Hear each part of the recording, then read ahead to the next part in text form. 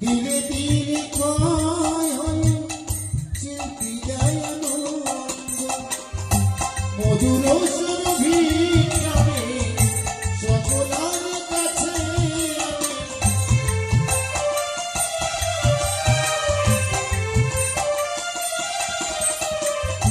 মধুর সুরভি গানে সকলের কাছে আমি শিল্পী জীবন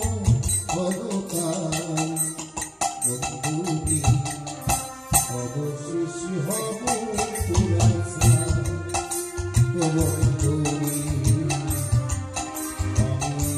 অবশেষ হব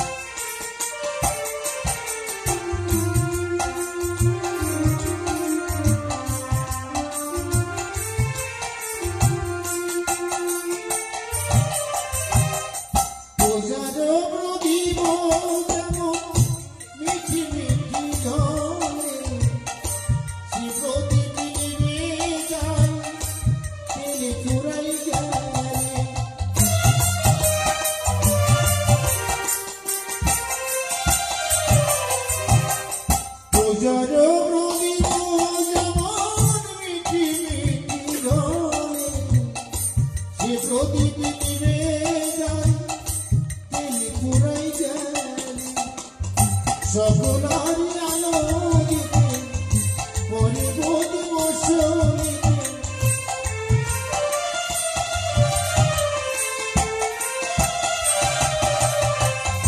সকলারি আলোকিতে পরিবোধ বসিতে শিল্পী জীবন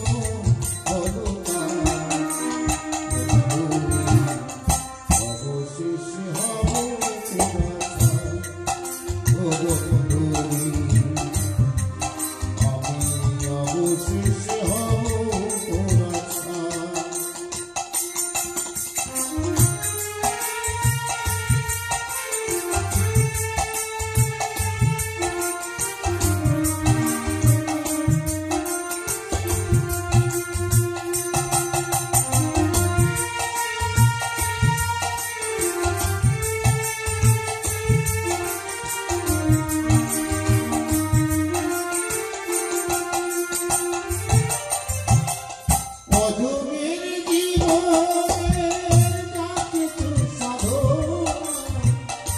সকলে মিলাইয়ে দিয়ে পেয়েছি বেদনা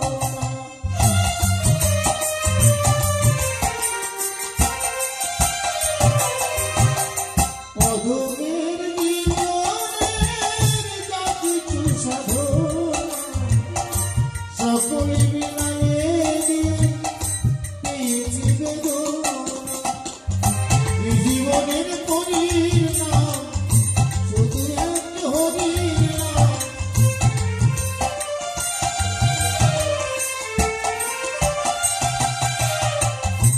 জীবনের পরিণাম শুধু এক হরির নাম বসে বসে দিলাম যদি অবশেষ হব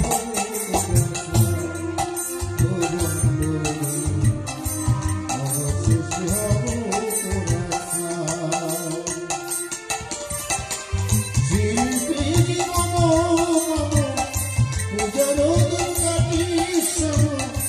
শিল্পী জীবন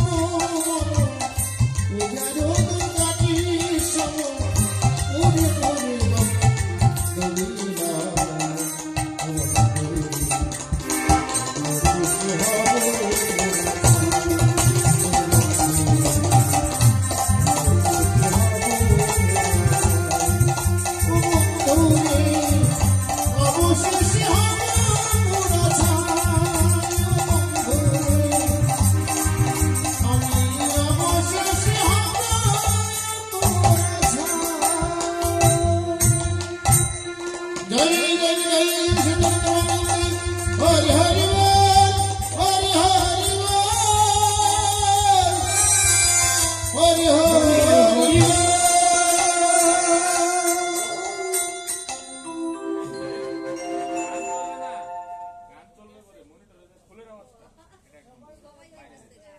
আমরা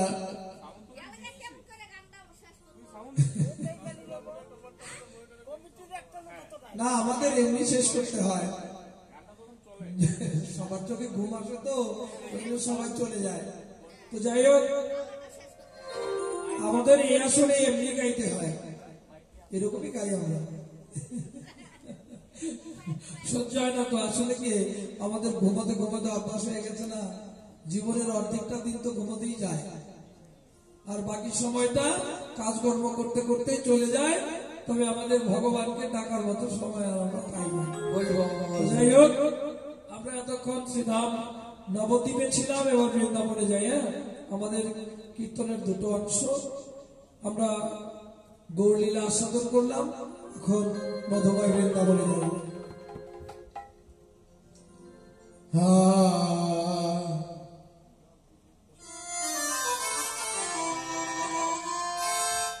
চলে রে আমার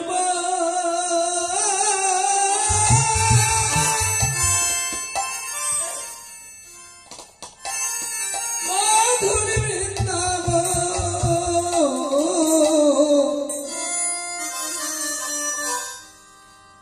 যমুনার ধারে ধারে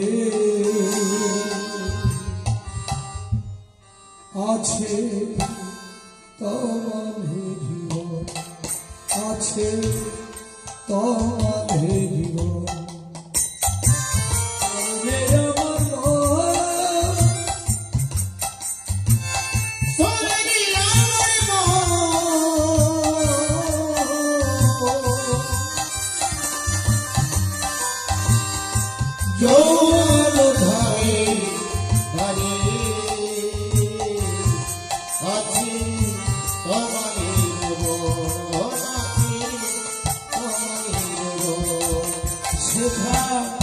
Sidam Sudam Dammo Sudam, Sidam Sudam Dammo Sudam, Sidam Sudam Dammo Sudam, Sidam Sudam Dammo Sudam, Jato Rakhan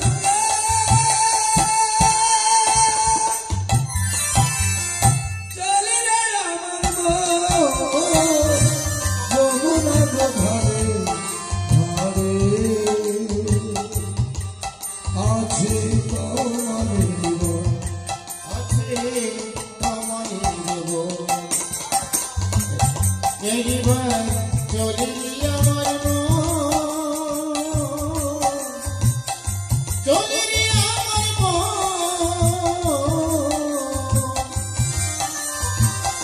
যমুনার ধারে ধারে আছে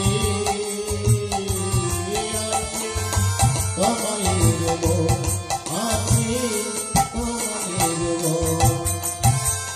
ললিতা বিশাখায়, ললিতা বিশাখায়, ললিতা বিশাখায়, ললিতা বিশাখায়, যত সখীতে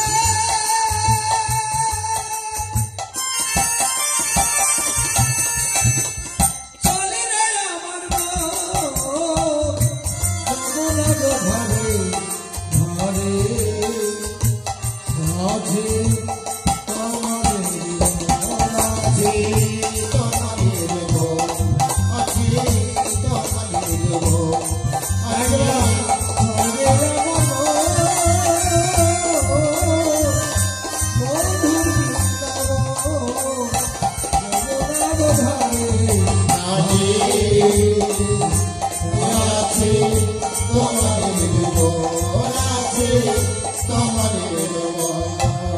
জয় জয় শ্রী শ্রী নিতাই গৌরী সীতারাম প্রেমানন্দে হরি হরি হরি হরি হরি হরি হরি। আমরা রাধা নামের ধ্বনি করতে করতে, অনুধ্বনি জয় ধ্বনি করতে করতে মধুময় বৃন্দাবনে চলে এসে কি দেখলাম না দেখলাম সাজের বেলায় ভানুর দুলালী শ্রীমতী রায় কিশোরী আমার যমুনায় জল ভরতে গেছে। যমুনায় জল ভরতে গিয়ে এদিক ওদিকে তাকাতে তাকাতে এক অপরূপ দর্শন করে গৃহে প্রত্যাবর্তন করলেন। গৃহে প্রত্যাবর্তন করে অন্তরঙ্গা সখীদের ডেকে ডেকে বললেন, প্রাণ সখীদের, ওরে ললিতা, বিশাখা, চিত্রা, চম্পকলতা, তোরা আমার কাছে আয়। তাকিয়ে দেখ, রজনী অধিক হয়েছে। কৃষ্ণ বাদিনী যারা, তারা ঘুমের ঘরে অচৈতন্য হয়ে পড়ে গেছে। হরি বল, হরি বল। এবার তোরা আমার কাছে আয়, আমি আমার প্রাণ খুলে ওই গোবিন্দ রূপের কথা তোদের কাছে বর্ণনা করব। সঙ্গে সঙ্গে রাধারানীর আকুল আহ্বানে রাধারানীর সমস্ত সখী মণ্ডলীরা তাকে বেষ্টন করে বসলেন। চারিদিকে রাধারানীর সখী মণ্ডলীরা বসলো, মাঝখানে রাধারানীকে বসালেন। আর রাধারানী তখন সমস্ত সখীদেরকে পেয়ে প্রাণ খুলে গোবিন্দ রূপের কথা বর্ণনা করতে লাগলেন। রাধারানী বললেন, সখীরে, আমি সাজের বেলায় যমুনায় জল আনতে গিয়ে একটা অপরূপ দর্শন করে এসেছি। সেটা রূপ কি অপরূপ সেটা আমি কিছুই বুঝতে পারছি না, তবে যেমন যেমন দেখলাম আমি তেমন তেমন বলবো, তোরা বলে দিবি সেটা রূপ না অপরূপ। হরি বল। তাই সঙ্গে সঙ্গে রাধারানী বলল, আমি কি রূপ কি রূপ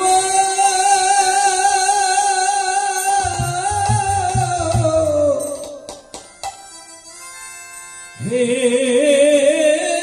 রেণু,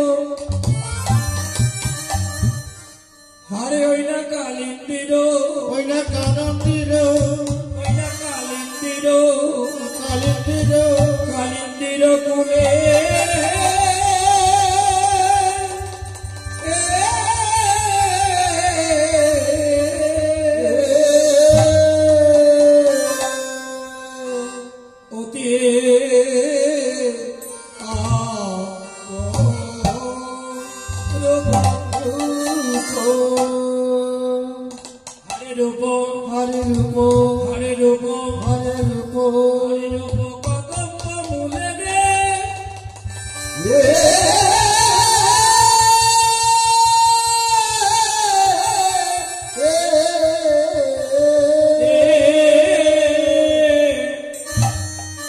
আমি দেখেলাম বটে বলিতে নারী, দেখেলাম বলিতে নারী, দেখে এলাম বটে বলিতে নারী,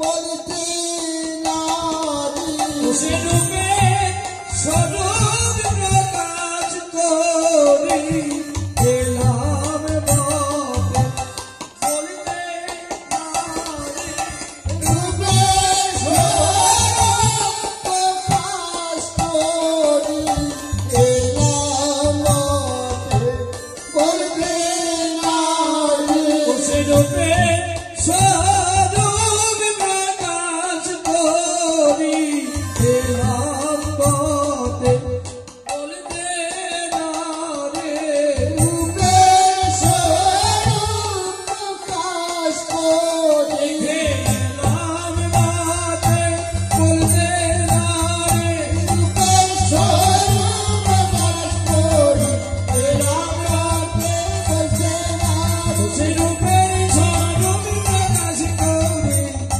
বটে বলিতে নারী, এলাম বটে বলিতে নারী। দেখে এলাম বটে বলতে নারী, রূপের স্বরূপ প্রকাশ করি। আমি কেমন দেখলাম জানিস?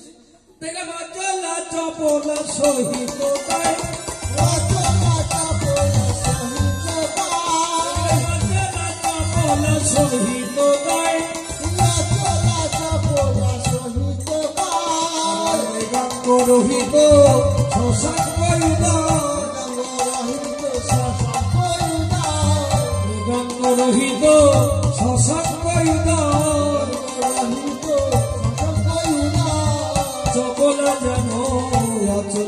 হয়েছে, চপলা যেন অচল হয়েছে।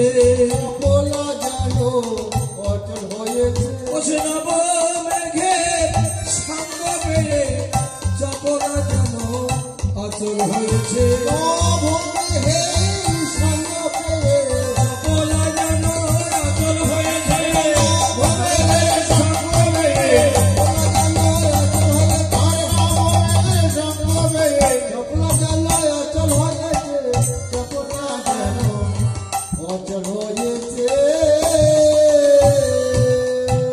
আমি কিরূপ হেরিল কালিন্দীর কুলে অতি অপরূপ কদম্ব বলে দেখলাম অচলা চপলা সহিত তাই মৃগাঙ্ক রহিত শশাঙ্ক উদয়।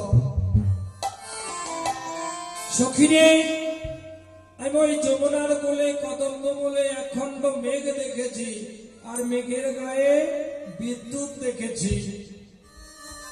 আমরা প্রাকৃত জগতের বিদ্যুৎকে দেখি সব সময় চঞ্চল, কিন্তু যমুনার কোলে কদম্ব বলে যে বিদ্যুৎটা আমি দেখে এসেছি সেই বিদ্যুৎটা স্থির হয়ে রয়েছে। আসলে রাধারানী কি দেখলো জানো? রাধারানী দেখলো একখণ্ড মেঘ।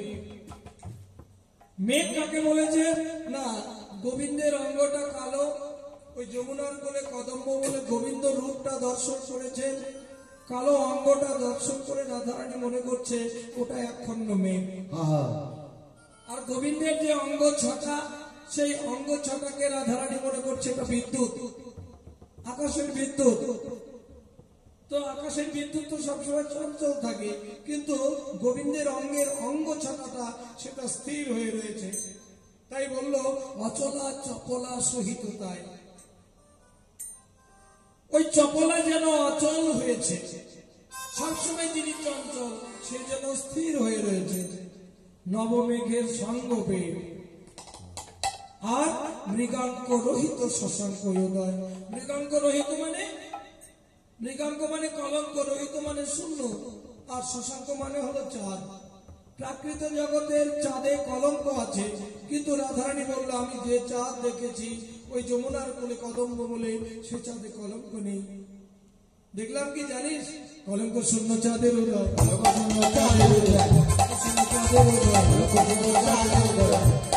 কৃষ্ণ কমল বদন মাঝে হরিব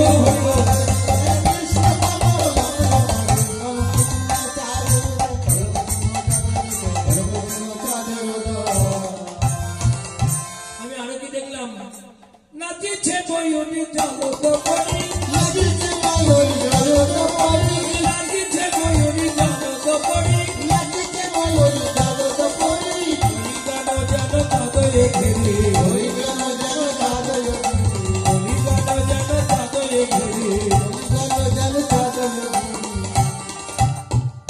নাচিছে ময়ূরী জলদ পরি, হরি গান যেন চাঁদয়ে ঘেরে। গোবিন্দের মস্তকে রয়েছে চূড়া, চূড়ার উপরে রয়েছে ময়ূর পুচ্ছ।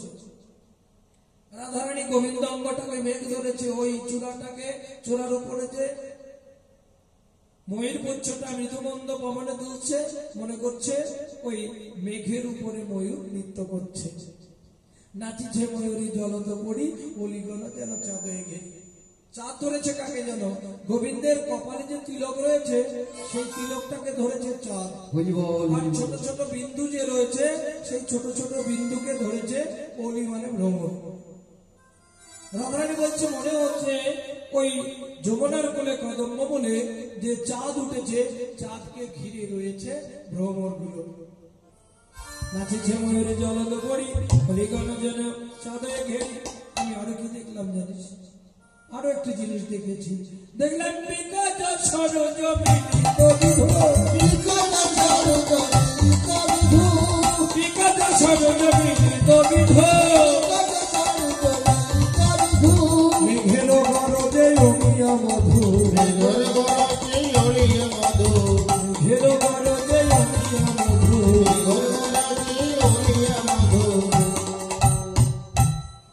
বিকজ সরোজ মিলিত বিধু।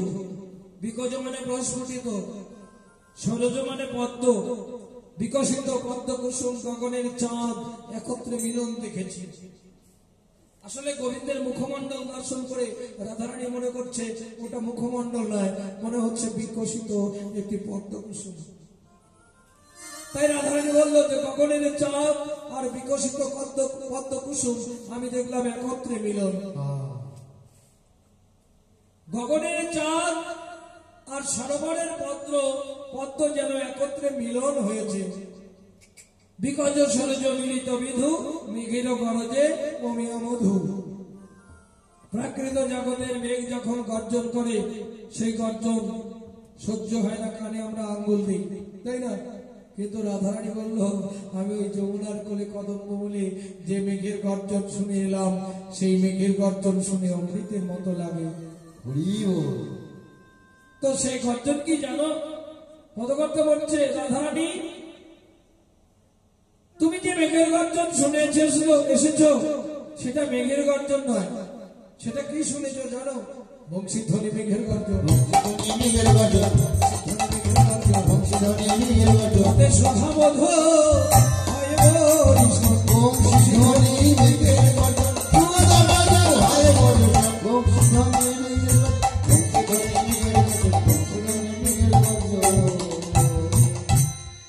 বংশীধ্বনি মেঘের গর্জন, তাতে সুধামধু হয় বরিশন। আরে অদ্ভুত কহিতে নারী, অদ্ভুত কহিতে নারী,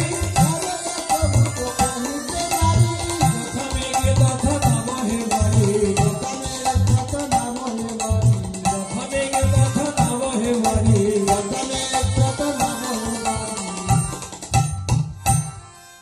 আরো অদ্ভুত কথা, সে কথাটি হলো যথা মেঘ সেখানে বর্ষণ হয় না, যেখানে মেঘ সাজ করে সেখানে বর্ষণ হয় না। এটা কেমন সিদ্ধান্ত? না, প্রাকৃত জগতের মেঘ যেখানে সাজ করে, যেমন আজকে সকালবেলা এখানে সাজ করেছিল, কম বেশি 2 ফোঁটা পড়েছে, তাই না? কিন্তু রাধারানী বললো আমি যে মেঘ দেখে এসেছি সেই মেঘ যেখানে সাজ করে সেখানে বাড়ি বর্ষণ হয় না। তাহলে তো অদ্ভুত কথা। তো এটা কেমন সিদ্ধান্ত জানেন? পদকর্তা বললেন গোবিন্দ অঙ্গটাকে মেঘ ধরেছে, আর ইহ জগতের কোন ভাগ্যবান কিংবা ভাগ্যবতী যদি তার হৃদয় আকাশে একবার ওই গোবিন্দ মেঘটাকে সাজ করাতে পারে, তাহলে তার হৃদয় ফেটে কিন্তু বাড়ি বর্ষণ হয় না। বাড়ি বর্ষণ হয় কোথা দিয়ে? না, বাড়ি বর্ষণ হয় নয়ন পথে, তাই না? তাহলে এটা অদ্ভুত কথা।